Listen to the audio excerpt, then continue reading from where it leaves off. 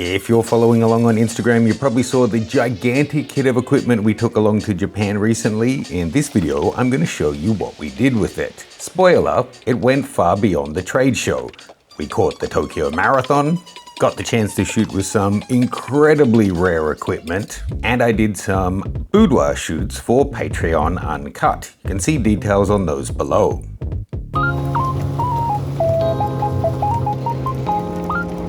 So we headed to Hong Kong airport, flew over to Tokyo, landed in Haneda, and then transited down to Yokohama for CP+.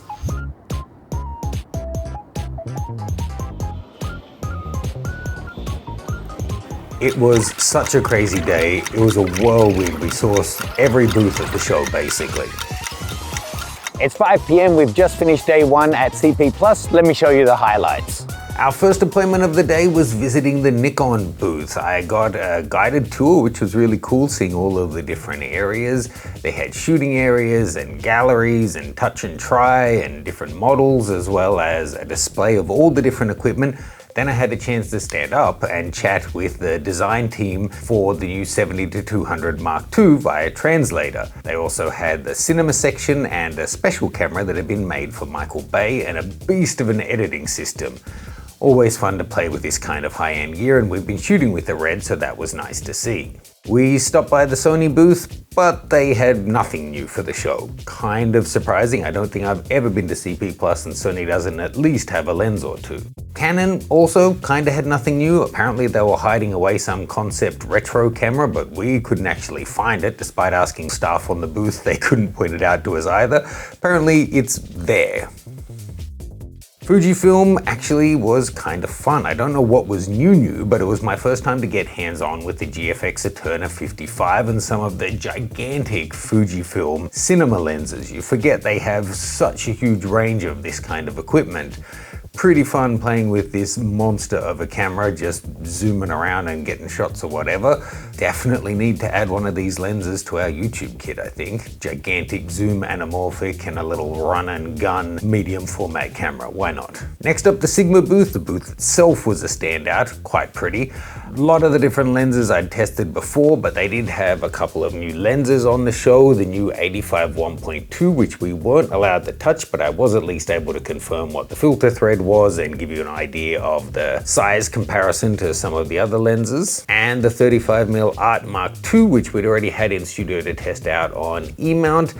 Nice little lens, and in my opinion, really important. You can check out my full video on Sigma, I'll have that link below. But I think my favorite part of the whole booth was the hanging artwork they had, which was these metal sheets that was the leftovers after having made aperture blades. Pretty cool.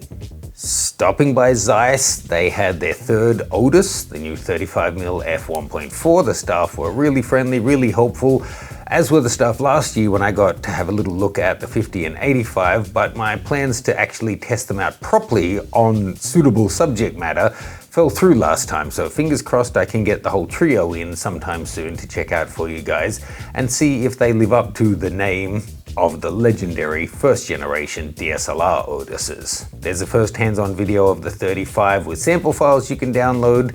I'll have a link to that below as well. Tamron again went with a movie theme in their booth. Last year it was Godzilla, this year it was Back to the Future. It's funny, just parking a DeLorean on the booth brings up a huge crowd. So easy to organize a booth this way. Not much in the way of new equipment other than the 35-100, which we already did a full dedicated video on. I'll stop saying this, but the link to that is also in the description below. But they also said they're planning to release 10 new lenses over the rest of this year. Next up, we stopped by Laowa to meet up with a longtime friend of mine and also to meet the founder and lens designer of the company, which was really cool, checking out their different equipment. I'm actually speaking to them now. We might get up to visit their headquarters in mainland China. Let me know as a comment if you'd like to see that and what we could include on the trip that could make it really interesting for you guys.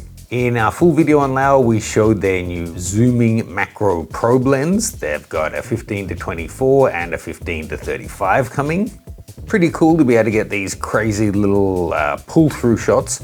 And then also 5x macro zoom that's parfocal. So as you zoom, going from 1 to 5 macro, for example, what was in focus remains in focus. That must have been an incredible challenge to design. They're also developing a stereo lens for VR, and I'm sure there's other applications, but they had a VR headset there to demonstrate. Kind of cool how both sides are all linked up with the focus and zoom so that you can create a stereoscopic image. Essentially, you get two pictures side by side that then you can put together in software. We also stopped by the 7 Artisans booth. I was hoping to see the folding instant camera they announced last year and that seems to have disappeared, but they did have a bunch of different lenses, including a new 135 1.8, which looked the business, but I wasn't able to shoot much with it and I wasn't able to share anything with you guys, as well as a little 40mm f2.8 lens and some tiny 18mm pancake lenses that are quite an interesting design. Next up, we stopped by YC Onion. Actually, the marketing rep chased me across the floor asking us to come have a look. They've got their first range of autofocus lenses, the Songraw lenses. Now, these ones I did get hands on, I did get to shoot them myself. They look nice, they're surprisingly big and heavy, but it could be interesting to see how the image quality is and how does the price compare to the other Z and E mount options. Again, let me know as a comment if you'd like to see those put through their paces. Kodak, a company that is just limping on by name and heritage alone, brought out some semi-instant cameras. They're kind of like not instant, but quick. It's a 4-pass kind of dye sublimation process that creates a interesting kind of look, but I have to say the camera itself is so plasticky and clicky and cheap feeling. I think it must be just some kind of licensing arrangement.